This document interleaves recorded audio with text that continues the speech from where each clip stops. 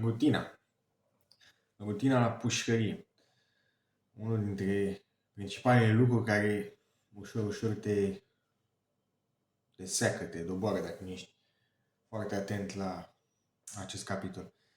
Sper că s-a înțeles din multiple videouri pe care le-am făcut și din nenumăratele rânduri în care am spus că nu îți petreci timpul la penitenciar fiind atent la cicatricile rămase după zecile și sutele de dueluri purtate cu ceilalți deținuți, nu teama constantă de aoleu, mi-a dispărut mâncarea de la frigider, aoleu, conservele mele de sub pat, hainele mele din geantă, ce se întâmplă, care vrea să mă fure, care, ăia doi vorbesc între ei acolo, bă, vorbesc să mă fure sau să mă ia la bătaie pe mine sau să fie mai șmecher ca mine, să mă mute, să mă... Nu. Deci nu astea nu ți-au nici 1% de energia ta vitală din penitenciar. E ceva care te prostește parcă. Te îndobidocește așa, te face să te întrebi, bă, ce dracu cu autonomie mai am eu? Ce om, care mai e scopul existenței mele dacă sunt supus acelorași ritualuri zi de zi? Mare parte dintre ele fără nicio putere din partea mea de decizie. Așadar, hai să luăm așa o zi normală de pușcărie, rutina în general o să vorbesc întâi și după aia chiar o să povestesc și rutina mea personală, pentru că chiar era diferită față de a tuturor celorlalți, în câte camere am fost. Am fost, nu foarte multe, dar am fost. Și nu e vorba neapărat de camere, ci e vorba de oamenii din jur care s-au schimbat. Am conviețuit alături de sute de deținuți, în total diferiți. Mă refer. Nici măcar unul n-avea programul meu nici de somn, nici de nimic. Nici de masă, nici de duș, toate le aveam diferite. Rutina în general. Rutina la pușcărie începe în fiecare zi, fără excepție, cu apelul de dimineață. Am povestit deja într-un video anterior exact ce înseamnă apelul. Care e curios, poate să vadă acolo, nu o să detaliez aici. Dar începe la apel. Ca să nu spun că, care n-are somnul prea profund, sau care se culcă prea devreme, pe la orele 5 dimineața aude căruțul cum se plimbă pe hol. Vine masa de dimineață. Ceaiul, biscuiții, untul, gemul, rare ori salamul și cremuști. Sau o fiertă la deja e aur. Un lingot de aur. De acolo începe rutina. Vine masa, se scoate gunoiul, se dă cu mopul în cameră, părinți sau cine se ocupă cu asta, la 6. Zi de zi se dă cu mopul. Chiar cu o lună înainte să mă liberez. Eram 6 inși în cameră. N-aveam pe nimeni care se ocupe cu curățenia. Special evit să spun curățenie, pentru că termenul ăsta de obicei se folosește pentru a înjosi pe celălalt, iar din perspectiva mea, fiecare om,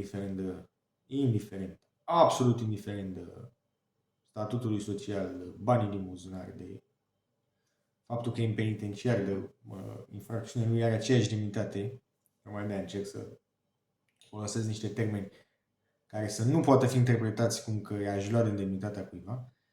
Deci, nefiind nimeni care se ocupe cu curățenia în camera de detenție, fiind și cel mai tânăr și fiind și cel ce stăteam treaz, mă ocupam să dădeam cu mopul dimineață, legam sacul din baie, din tomberon. Am o pubelă, am de 1 metru înălțime, intrau să ajung 120 de litri. Legam la gură și îl dădeam. Dădeam un mop frumos și așteptam să vină apel.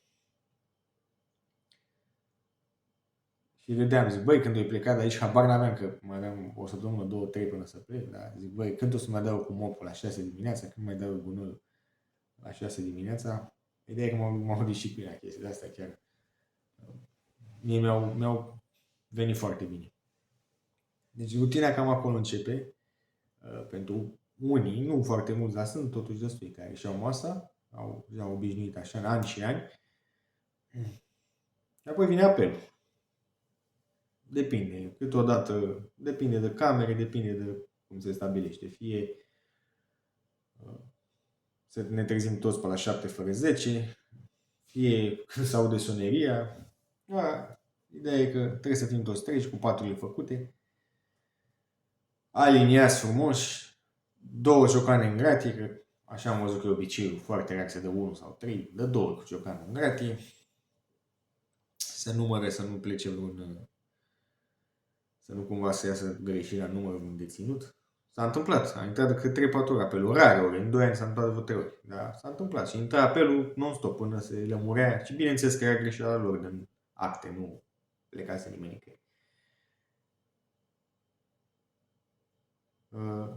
După apel, se începe. Fiecare. Mare parte am văzut că încep cu cafelele și cu țigările. O cafea, 2 țigări. Ușa rămâne închisă după apel de la 7 și ceva până pe la 8 și ceva, deci vreo oră rămâne închisă, în care se începe rutina cu cafele, țigări. Televizorul de multe ori, nici nu mergea televizorul la 8 de dea drumul, deci era o liniște de plină. Și până la urmă se deschidea ușii. N-aveai telefon, n-aveai nimic. Deci continua rutina cu cafele și țigări, la greu. Te duceai afară, același lucru. Ce putea să? La o vorbă, la o țigară, la o cafea și începea rutina de cerut. Începeau să vină din toate camerele, care mai de care, cui să ceară, ce să ceară. Totul se cere, așa e pușcăria, așa se va cere mereu. Nimeni nu poate schimba asta. La ora 11 se închideau ușile. Zi de zi, 11 fără un sfert. De fapt, se suna o sonerie pe hol și se striga la camere. Toată lumea venea la camere și se aștepta masa.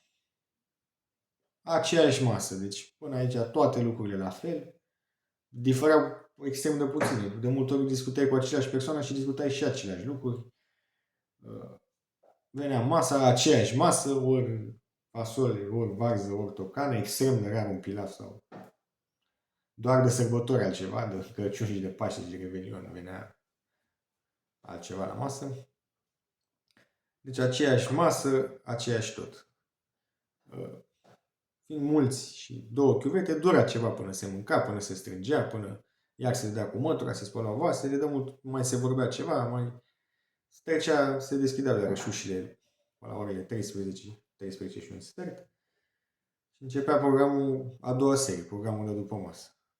Care fiecare, unul dormea, unul își aranja ceva, unul se plimba, vorbeau, se uitau la televizor. Activități de genul ăsta. Te duceai afară, vedeai același, jocuri de așa zisă societate, remi, table, poker și așa mai departe. Mai se juca tenis de picior, mai erau mingi, se plimbau 30 de metri în față, mi-a rămas plimbarea asta, mă calmează. Bine, 3 metri în față, 3 în spate, plimbarea de pârn aer, se plimbau și vorbeau, planul de ce o să facă când se liberează, în general planul de ce alte infracțiuni o să se comită, asta inițial m-a șocat, după aia m-a amuzat. O mare parte din planurile post-eliberatorii a deținuților din România sunt cum o să facă infracțiunile mai bine cât să nu fie prinși, nici de cum altceva. Sunt și excepții, bineînțeles, dar 70, 75%, să nu exagerez, să fiu sigur că nu exagerez. De-aia spun doar atât, dar spune mai și tentat să zic mai mult. 70-75% din deținuții cu care am interacționat eu, planurile lor post-eliberatorii erau cum o să comite infracțiunile, fie aceleași, mai bine să nu fie prinși, fie cum să comite altele pentru care nu vor fi prinși. Deși au fost prinși de 7 ori, 8 ori, 5 ori până atunci, încă cred că definiția lui Einstein a nebuniei, cum că nebunia înseamnă să faci același lucru așteptând la rezultat diferit, ei credeau în continuare că această afirmație era una falsă a marelui savant și că ei pot să arate lipsa de validitate a afirmației lui Einstein. Bun. Până la orele 16 începeau alte 2 mari părți ale rutinei din penitenciar, și anume baia. O mare parte din mandat, 1 an și 7 luni, și am 6 luni de fapt. Mi-am petrecut-o pe secția a doua, unde baia era la comună. Și începea rutina cu mersul la baie, ieșitul din cameră, dusul la baie. Caterinca de rutină de la baie, pentru că la fel cum se face mișto de multe ori prin comentarii cu săpunul, vă dați seama că așa se făcea și acolo. Și cu frigiderul, atunci se deschidea între 16 și 16:30 se deschidea frigiderul. Fiecare mergea pe camere și își lua mâncarea de la frigider. Am fost întrebat de multe ori cum de nu dispare mâncarea de la frigider. Vă spun eu cum nu dispare, punându-vă o întrebare. Nu vi se pare cel mai înjositor lucru sau unul dintre cele mai înjositoare lucruri să-i fure eluilalt bara de salam din frigider? Nimeni n-ar fi vrut să suporte rușinea vreodată, să îi se spună: bă, ce ai făcut, mă, e furat la bara de salam? Deci, dacă s-ar fi făcut asta, nici măcar nu s-ar fi obosit cineva să-i dea vreo palmă sau nu. Doar vorba. Bă, ce ai făcut, mă, e furat la bara de salam? Îl făcea pe ăla să intre în pământ. Pur și simplu nu se face așa ceva. N-ai cum să-i furi ăla caserola de vinete sau sticla de suc sau orice altceva din frigider. Era programul de frigider și imediat după se închidea ușile pe la 16:45, 16:50, deși mai continuau să vină de la baie, mai rămâneau ușile deschise, deși nu mai vreau voi să ieși din cameră până după ora 17 și un sfert așa până toți veneau de la baie. Pentru că apa caldă e amuzant, că venea la 16:30, 10 dușe, 188 de inși, vreau să spele cam în 10 minute cu apă caldă. Hai un sfert de oră cu indulgență. Deci clar nu se întâmplă asta și atunci mai rămâneau ușile deschise, realizau și ei că efectiv nu au cum să se spele nici jumate nici un sfert poate din deținuții de cazați pe secție la un moment să se spele în timpul legal acordat. Se închideau ușile, venea la camere, în 15 minute, 20 de minute venea masa de seară, aceeași mâncare zi de zi, și anume ori paste, ori orez cu lapte, ori celebru, neuitatul, nemuritorul, ghiveci, aruncătură de cartofi cu apă, cu morcov ras, cu fasole rasă, nici până acum n-am înțeles exact ce conține acel ghiveci, dar când s-auzea de ghiveci, nimeni nu se ducea în vizită, sau dacă se ducea să ia cartofi să-i prăjească, atâta tot. Aceeași masă, aceeași tot. După masă, te uitai pe la ceas, era deja undeva în jurul orelor 18, se începea curățenia pentru apelul de seară, o mai leleai la o cafea, la 3 țigări, la o vorbă, la o lălăială, venea apelul de seară, aceeași apel, aceeași tot, aceiași polițiști, pentru că erau 4 ture care se repetau, aceleași întrebări, aveți probleme, aveți nu, fără probleme, o seară bună, o seară bună, exact același lucru, non-stop, și începea o altă seară la pușcărie, care era, bineînțeles, exact ca pe seara precedentă, nimic diferit. Care avea televizor era mai avea ocupație mai multă, restul trebuia să se uite la ce se uita titularul, nu? Pentru că aveai dreptul să aduci televizor de acasă, maxim 3 televizoare pe cameră. Da, dacă vrei să aduci televizor, trebuie să te orientezi într-o cameră în care nu avea 3 televizoare, că altfel nu aveai voie să intri cu el. Sau dacă ai fi intrat, ar trebui să-l dea pe altul afară, ceea ce evident că nimeni nu a fi zis: da, mă-l dau eu afară pe al meu, vino tu. Deci nu se putea. Aceleași programe, știri și așa mai departe, de multe ori și aceleași filme, pentru că uitând atât de mult la televizor, început să se repete toate, pentru că fiind cafea, MC și alea, repetau continuu filmele, de multe ori te uitai la un televizor, la un film azi, peste 2 zile te uitai la același film, poate eventual pe același post sau pe alt post la alt televizor, totul la fel, aceeași muzică, pentru că se repeta, stăteau ore și ore și zeci de ore pe muzică, sute de ore, logică se repetau, cât puteau să fie, 30 de piese, 50 de, 70 de piese, se repetau, deci ascultai aceeași piesă de câte 4-5 ori pe zi, aceiași oameni, aceeași tot. După apel se deschidea ușa la o jumătate de oră, o oră, după, depinde, scotea tratamentul, cei care aveau pastile de somn sau general de somn, psihotrope, ieșeau la tratament, deci aceeași tot. La ora de 22, în ultima perioadă, se lua cablu. Deja cunoștea exact fiecare când se culcă, mare parte, când era camera formată, oarecum. Știai fiecare când se culcă, când se trezește, când mănâncă, unde mănâncă, câte ia să spele vasele sau câte țigări fumează și în cât timp. Totul la fel. Deci totul la fel. Rutina diferă cu anumite zile în care mai ai o vizită sau mai te duci pe spital, nu știu ce analize sau nu știu ce rețetă, mai diferă așa oarecum câte ceva. Este absolut totul la fel. Nu părăsești secția aia deloc. Nu. La fel și la fel. La mine au fost 808 zile. Bine, în total, vreo... Nu, strict pe secția aia și așa, bine, și pe altă secție e identică rutina, dar... Vreo 500 și de zile am stat numai pe secția în aceeași rutină și pe total vreo, fără carantină, fără și așa, vreo 750. Mult puțin, depinde. Alții au stat mult mai multe, alții mai puține, depinde. Nu e, e suficient, zic eu, că e îndestulător. Rutina mea cu ce diferă? Păi diferă cu faptul că eu dormeam ziua și stăteam treaz noaptea. Programul meu de somn în general era pe la 3. La 3 dimineața mă puneam la somn. Așa m-am pus până în ultima perioadă. În ultima perioadă am început să stau chiar până la pelul de dimineață. Și eu dorm după până la 5. La orele 3, 3 jumate, 4 mă puneam la somn. Mă trezeam până la 11-12. 1. Mă scuzați. Bineînțeles, trebuia să fac o rapidă deșteptare la 7 dimineața, să-mi fac patul, să mă dau jos, să fiu numărat, hopa înapoi în 2 minute somn. Atâta tot. Nu fumam, nu somn. Bun. Și mă trezeam când mă trezeam. De ce m-am întâlnit? Nu mâncam la prânz, mâncam la 4 zi seara, deci nu mă interesa. Mă trezeam. O bună perioadă de timp, cât erau ușile deschise, mă duceam afară, jucam șah, până se închidea ușile.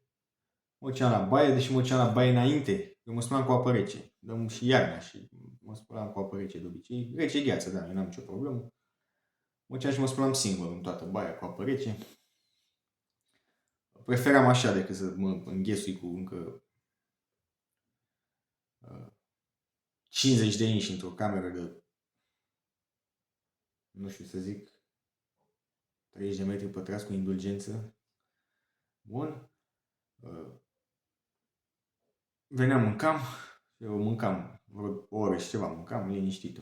Mâncam ce mâncam. Salam cu pâine sau ce mâncam. Nu vreun lux, dar nu mă interesa decât să trăiesc, să mănânc, să trăiesc. Și după apel încep mă puneam să citesc. Mă orientam ce citesc, mă puneam în pat și citeam. Mai fumam o țigară, două, mai beam un pahar de suc, mai mâncam o Eugenii.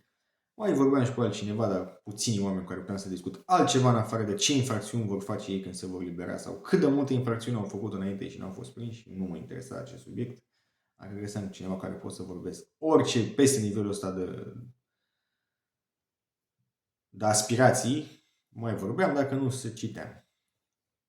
Nu mă puneam într-un pat, mi alegeam patul care să nu am vedere la televizor ca să nu mă distragă, nu mă interesa. Foarte rar, nu știu dacă am văzut 30 de filme în 2 ani și de pușcărie, la știri cu atât mai puțin, nu mă uitam.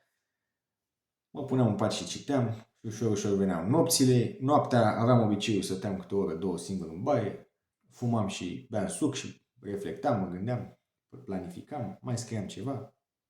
Mă puneam iar în pat, citeam, eram singur, nu mă deranja nimeni decât cei care scoreau, deși devenise și aia o rutină, o obișnuință, nu mai mă deranja cu nimic. Până pe la orele 3-4, când stingeam și eu lanternele și mă culcam. Următoarea zi luându de la capăt. Mă satisfăcea că nu intru în rutina generală de pușcărie, că nu trebuie să aud zi de zi aceleași plăceri de droguri, prostituție, furturi și tot felul de alte planuri de cum vom face noi infracțiuni, de ne vom îmbogăți brusc și nici nu vom mai veni la pușcărie, dar după ce am venit de 10 ori la pușcărie câte 20 de ani, tot aspirăm către asta. Eram bucuros că evit orice posibil conflict în mare parte, pentru că ziua când se aleargă colo-colo, fiecare după o țiplă de cafea, după o țigară. Țiplă de cafea înseamnă se scoate plasticul de la pachetul de țigări, se pune cafea, 2-3 linguri de cafea în țipla de la pachetul de țigări și pe aia se arde cu bricheta, se topește și se sigilează. Aia înseamnă o țiplă de cafea. Fiecare legal pot țipă de cafea, după o țigară, după un pachet împrumut, după depinde. Un trafic general pe care eu în mare parte le evitam. Evitam și traficul de la duș, evitam și mâncatul, pentru că mâncam singur de obicei. Mă refer că mâncam după ce mânca camera, mâncam și eu. Evitam și mi-a fost bine. Noaptea stăteam liniștit. Făceam ce puteam să fac. Eram liber să creez, să gândesc, să citesc. Ultimul an m-am apucat de scris, stăteam și scriam la birou singur ore și în final nu vine să cred când au trecut vreo 2 ani. Da, ca o concluzie este că această rutină generală de la penitenciar este de infinit, de N ori mai dăunătoare mentalului și mai face rău, pe scurt, de mult mai mult decât și imaginează societatea că ar putea să facă asta rău prin imaginile tipice filmelor de Hollywood și documentarelor din penitenciare, dar numai cu criminali în serie și violatori în serie și așa mai departe, unde se arată faptul că la penitenciar de dimineață până seara trebuie doar să te bați, să-l furi pe ălalt, să iei patul, să iei sacoșa, să-l bagi cu totul în sacoșe, să faci tot ce... Nu. V-am zis, nu asta se petrece, nu cu asta își petrec oamenii timpul, tocmai că oamenii n-au cu ce să-și petreacă timpul și aceeași rutină, nu știu cu ce să-și petreacă timpul de fapt, nu că nu ar avea cu ce, variante sunt chiar și acolo. Există bibliotecă, dar când se strigă biblioteca e holul gol. Dar asta văd cum te nenorăcește. Și pe mine m-a afectat, bineînțeles, până m-am obișnuit, până am căutat cum să mai ies un pic din ea sau cum să mă fac cât mai productivă. Este una din chestiile pe care n-am auzit pe mulți să discută și să discute despre ea, despre subiectul acesta și am considerat că chiar eu și chiar acum voi face asta, lucru pe care deja l-am făcut. Bun, cam atâta pentru rutina la penitenciar.